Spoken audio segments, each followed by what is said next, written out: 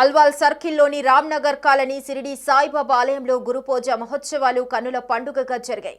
పరిసర కాలనీల భక్తులు అధిక సంఖ్యలో పాల్గొన్నారు. ఉదయమునే అర్చనలు, స్వామివారి అలంకరణ, తదనంతరం అన్నప్రసాద వితరణ గావించారు. ఈ కార్యక్రమంలో ఆలయ ట్రస్ట్ వరలక్ష్మి చైర్మన్ బబ్లు, మల్లికార్జున గౌడ్, సురేందర్ రెడ్డి భక్తులు పాల్గొన్నారు.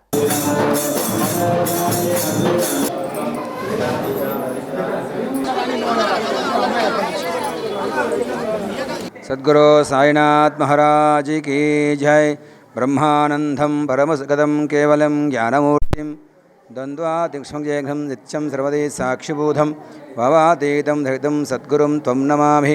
पत्रिग्रामसमुद्भूतं द्वारकामयवासनं भक्ताहन्तं साईनाथं नमाम्यहं। सद्गुरु साईनाथ महाराज की जय।